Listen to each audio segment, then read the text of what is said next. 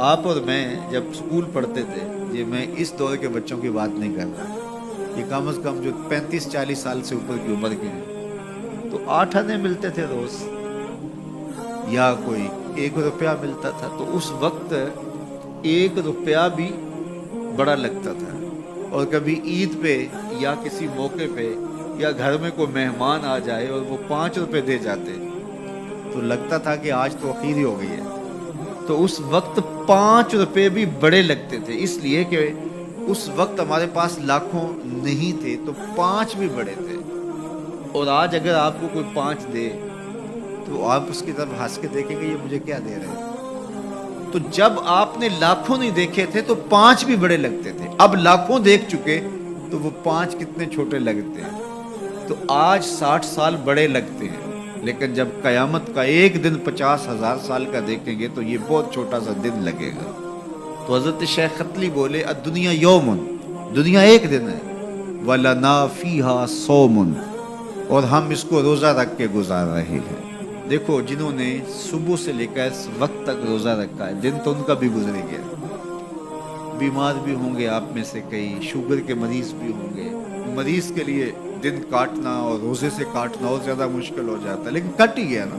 تو جب ہم روزہ افطار کر رہے ہوں گے، ٹھنڈا اور میٹھا مشروب حلق سے نیچے اتر کے رگوں کو تر کر رہا ہوگا، تو ایک عجیب طمانینت ہوگی۔ اگر کوئی شخص ایسا ہو جو افطار کے دسترخوان پہ بیٹھا ہو اور اس نے روزہ نہ رکھا ہو اور سستی سے اس نے سارا دن کھاتے پیتے گزار دیا ہو، تو اب جب روزہ کھلے گا تو اس کے دل میں خیال آئے گا، یہ ماڑا سا آدمی بھی تو روزہ رکھ کے سارا دن کاٹ ہی گیا ہے، تو اگر میں بھی رکھ دیتا تو یار دن تو میرا بھی گزر ہی جانا تھا۔ لیکن اس کو وہ رسمن ساتھ تو لے رہا ہوگا، لیکن اگر اس نے روزہ نہیں رکھا تو اس کے لیے اس میں کوئی لذت نہیں ہوگی، اس کے لیے کوئی راحت نہیں ہوگی۔ وہ سوچے گا کہ یار میں بھی روزہ رکھ کے گزار دیتا تو دن تو گزر ہی جانا تھا، اس کا بھی تو گزر گیا، میرا بھی تو گزر ہی جانا تھا۔ تو جب قیامت کے دن بڑے بڑے بد اعمال کرنے والے، برے اعمال کرنے والے جب سزائیں پا رہے ہوں گے تو وہ دیکھیں گے کہ یار اس فقیر کی زندگی بھی تو گزر ہی گئی تھی، اس شخص کا بھی تو وقت گزر ہی گیا تھا۔ تو حضرت داتا گنج بخش علی اجویری کے شیخ کہتے ہیں دنیا یومن وَلَنَا فِيهَا صَوْمٌ، دنیا ایک دن کے برابر ہے اور میں روزہ رکھ کے گزار رہا ہوں، اپنی خواہشات کو روکتا ہوں، اپنی آرزوؤں کو روکتا ہوں، گویا ایک روزہ رکھ کے زندگی گزار رہا ہوں۔ تو زندگی تو میری بھی گزر جائے گی، اور جو نہیں روزہ رکھ کے گزار رہے تو زندگی تو ان کی بھی گزر جائے گی۔